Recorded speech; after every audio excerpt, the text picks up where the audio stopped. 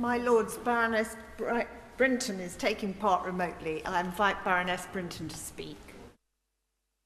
My Lords, it's always a pleasure to follow Lady Donaghy, who rightly focused on the poor mental health service that is available at the moment, and that's not helping adults and young people who seek guidance and reassurance. I thank my noble friend Lady Burt for opening this second reading debate in such a clear way to explain the limited scope of the bill, and also for Lady Featherstone reminding us of the legislation that she helped steer through Parliament, including the first ever Transgender Equality Action Plan in 2011.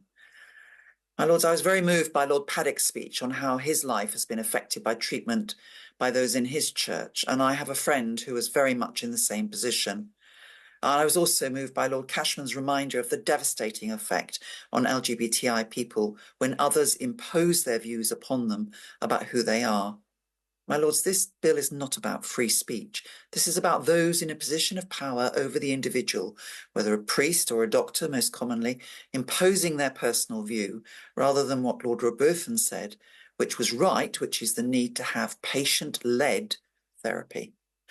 I want to use my time to highlight one medical conversion therapy case, which I hope gives some clearer lines for those who say that this bill is wrong.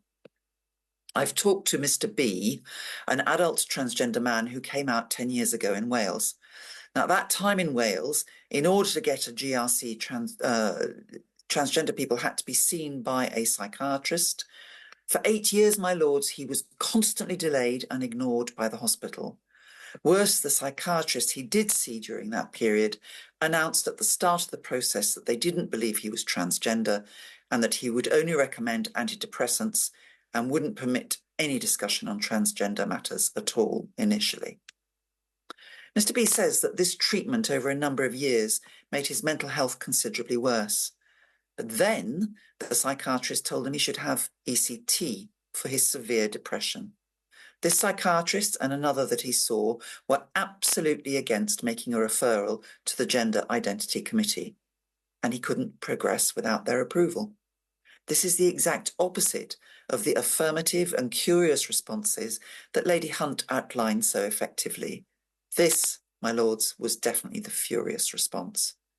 At this point, Mr. B was suicidal. Years of constant challenge and denial had taken its toll. The hospital doctor even said it wasn't their job to stop him killing himself. But this case was even worse. The psychiatrist wrote to Mr. B's GP with an inaccurate account of the sessions, as well as keeping inaccurate medical records at the hospital. Finally, after 8 years, he saw a doctor at the same hospital who was a gender specialist, someone who, in Lady Hunt's description, was both affirmative and curious. Now, my lords, this isn't just Mr. B's view of his own case, because he was brave enough to make a complaint to the Welsh Ombudsman. The Ombudsman was clear in his judgment, and I quote from it. The Ombudsman found that there were failures by the Betsy Cadwallader University Health Board to conduct an appropriate assessment in 2017, that an assessment in 2018 failed to identify that Mr. B met the criteria for a referral, and that a challenge to the 2018 assessment outcome was not dealt with appropriately. He also found that Mr. B had been misled to believe that a referral had been made when it had not, and was not kept fully informed about the process of referral or the decisions the health board was making. Finally, the Ombudsman found that the records did not reflect the appropriate diagnostic terminology, which might have contributed to the confusion around Mr. B's eligibility for referral, and demonstrated that clinicians failed to refer to Mr. B using his preferred names and pronouns. My lords, I quote this at length because I think the detail of that might help to understand when things definitely go over a boundary.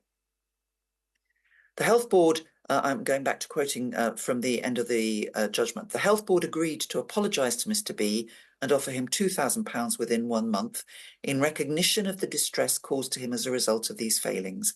As the referral process had changed since the time of the events, it also agreed to remind relevant staff of the current appropriate referral processes for individuals who require gender health care.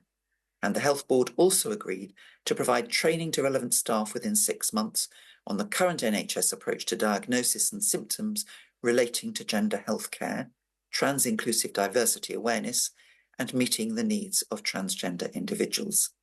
End quote. My lords, Mr. B was very brave to take a case that had caused him so much distress, but we do know that there are still doctors who do not approach transgender patients with affirmation and curiosity, nor to have open and thoughtful discussion to explore through a patient-led process. This bill says that practice that has intent to change or suppress a person's gender identity must be evident. Mr. B's experience is one such shocking case. 10 years on, Mr. B is contented living who he is, loved by friends and family. His experience at his local hospital should not happen to others in the future. My lords, this case highlights why this bill is necessary.